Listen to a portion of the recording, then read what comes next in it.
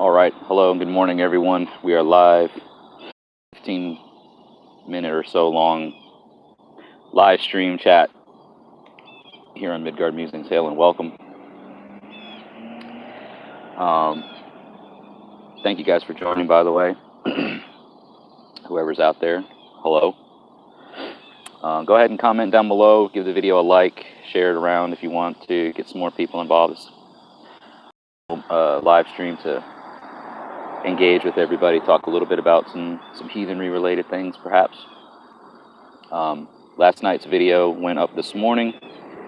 I usually try to get them up Sunday nights. Was having some technical difficulties with my computer being a bit slow through the uploading process. So the discussion about Baldur didn't go up last night. It went up this morning. So if you haven't yet, feel free to check that out. It'll be the most recent upload that you see on the channel.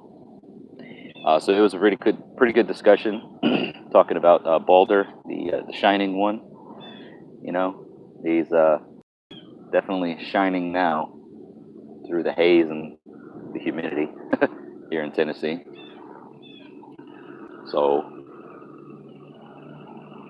that was got a lot of good interaction and discussion on the Facebook page.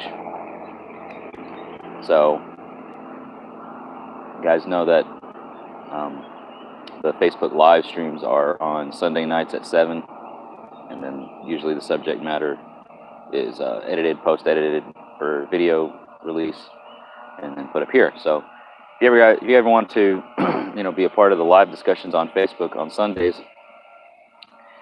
just head over to Midgard Musings on Facebook. Give the page a like. There are follow options that Facebook now offers and has been offering. The default settings just kind of, the algorithm will share and distribute content for the people that just like the page here and there. But if you want to see things first or change your follow settings, you can do so. And I would think that once you click on the see first option, that you would get notifications of when I go live, in case you guys forget or whatever. But it is very regularly on Sunday nights at 7 p.m.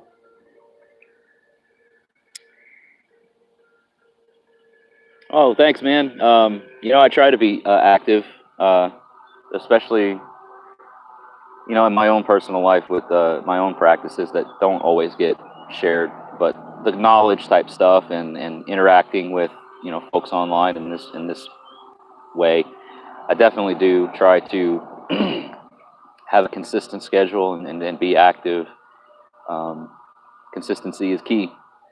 So like on these YouTube live streams, even though they're a little bit glitchy because of the network that I connect to, it's as best as I can do right now with the device that I use and so on and so forth. But it does, get me out here and gets people that want to interact and exchange words and share things the opportunity to.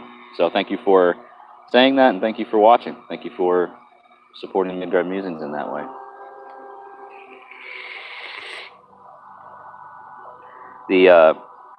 All the other ways that you can support, Midgard Musings are through, again, liking the Facebook page, following the Facebook page, subscribing to the channel. If you haven't yet and you're watching this, please do subscribe.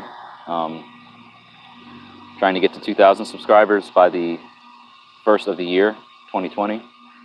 So we just need 3 new subscribers every day. So sharing the videos, commenting the videos, getting more, activity on the channel will help the YouTube algorithm kick it out into the view of more folks as well. So, the more the merrier. And like I said, last night's discussion got a lot of good feedback and was got in front of like over 1,000 people just overnight. By the end of the live stream, there was something like nearly 800. The reach was like nearly 800 people.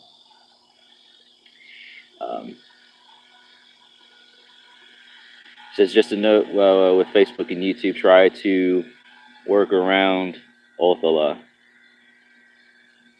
They enacted a new policy that any modifications to the letter O will get you strikes.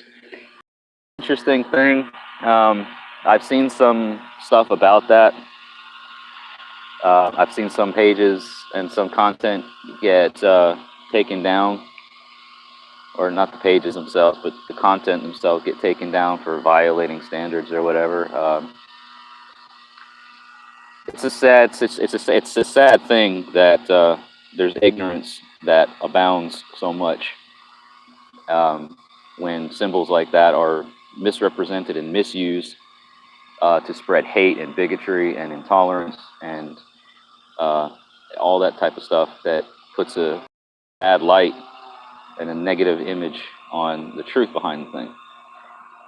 So it's important to educate, and it's important to counteract the ignorance, with knowledge sharing. I feel that's my approach anyway. Obviously, you're not going to get to everybody. We're not going to hit every single point with everyone. Quite frankly, people will be the way they want to be and think the way they want to think, and if they're bent on it, it doesn't really matter what kind of facts you show them. They're just going to feel what they want to feel and believe what they want to believe. It goes for a lot of us, I think. But unfortunately, it also applies to the, anybody who's racially driven, has bigotry and hatred within them, and wants to try and, bring harm on others and use these symbols as a means of showing what they think, representing what they think. But as long as I'm able to, and as long as I can, get out here to do what I do, it's to, be a source of knowledge and education. I'm still learning, I learn new things every day, and a lot of what I learn is through my own personal, research and studies, but also through seeing things on these various platforms and researching them myself, and then interacting with people like this. So we can all, help one another out and learn from one another. It doesn't have to be this one-way street. So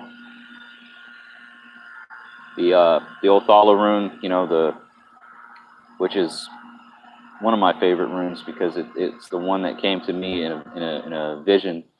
I was pretty much woken out of a deep sleep, and had Othala resonating in my mind. I could hear it being galdered in my mind, and I saw it, and that's really what got me to pursue the path of the Vitki and of rune work, and learning more about the runes and practicing, working with them in my daily, heathen practices and in ritual.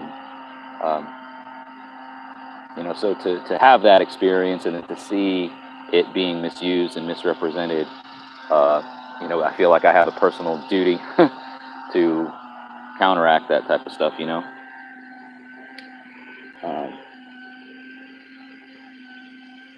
Odin's Voice Worldwide. Excellent. Yeah, man, I got your email, and thank you also for the for the comments during the live stream yesterday. I did get your email, and I will definitely be looking you guys up, and would love to, possibly figure out some sort of a collaboration. If you're interested, you can email me back, or we can talk online about that stuff. So I'm glad to see and hear that there's, a lot more other, or similar type movements out here for heathens. And it's what we need. We need more of that, because the more that gets out there, the more that gets shared, the more ears and eyes we get in front of, the better. I also do a podcast. Usually Wednesday mornings is when the podcast is published, and that's distributed.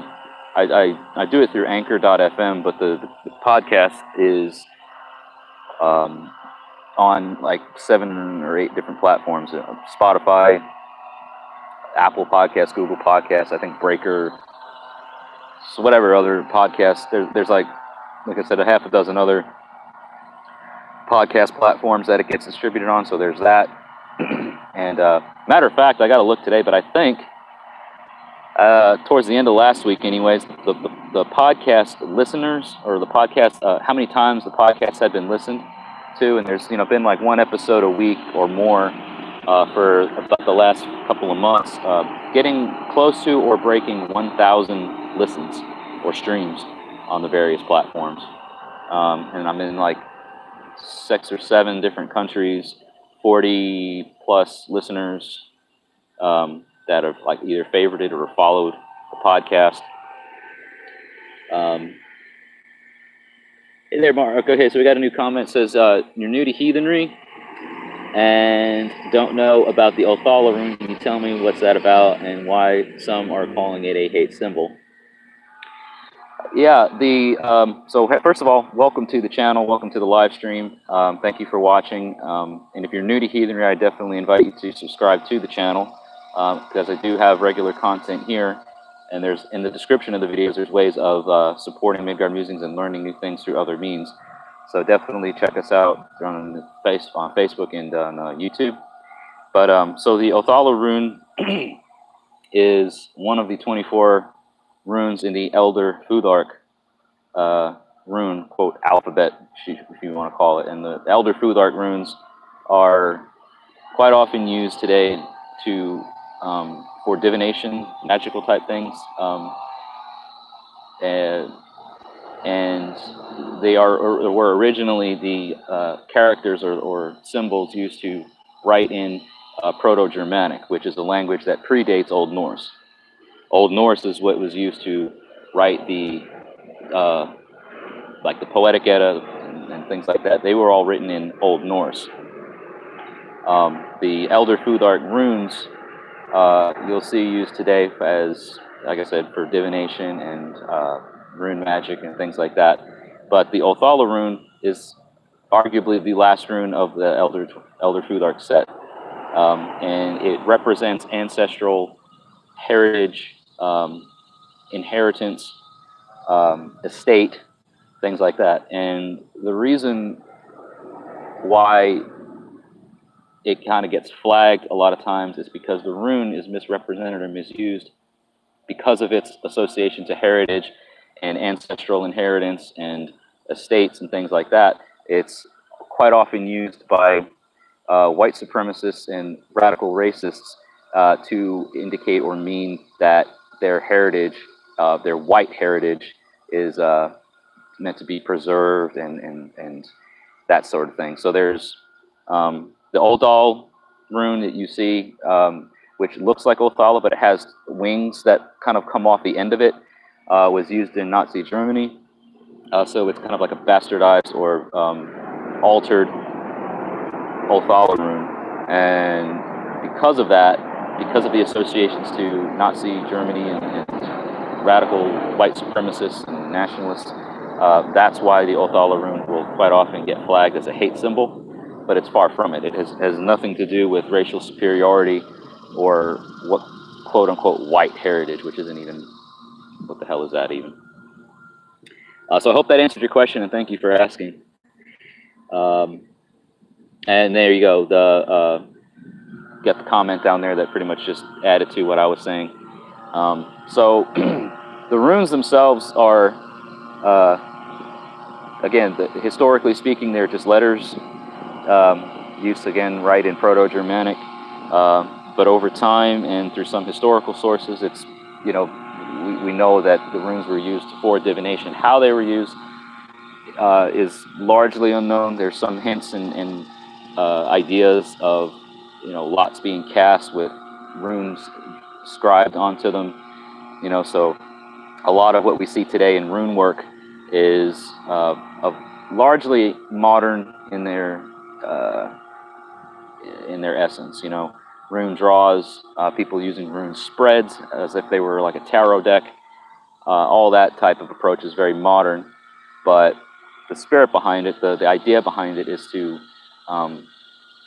understand the meaning of each of the runes and in their when casting them and in working with them in divination, is to kind of get an idea or see the possibilities or the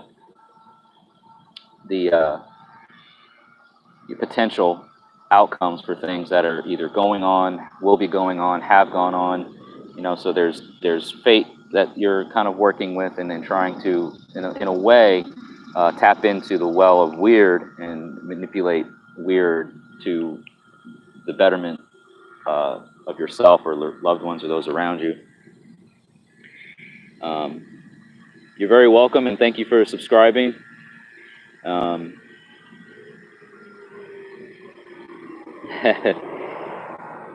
Reminded you that you were late, but yeah, no, guys. Again, this is just a quick live stream. I don't have a lot of time. It's usually limited to about 15 to 20 minutes. So that being said, I'm going to have to wrap it up here because I do these things kind of during my my lunch break. And yes, my lunch is before 10 a.m. Central Time. Gotta love the early day shifts and having to work with call volume, which bases our schedules off of. So that being said, I do appreciate everyone joining me today for this live stream. I will be back again tomorrow around the same time because the live streams on YouTube, the 15-minute live streams are, around 9:30 a.m. Central Time, Monday, Tuesday, and Friday mornings. So we can reconvene or talk about some more stuff tomorrow around this time, and I'll be back for another 15-minute live stream then and on Friday. So thank you all for watching today's live stream and participating. Hope to hear some more from you guys soon in future streams. Thank you again for supporting Midgard Musings. Hail. We'll see you in the next video.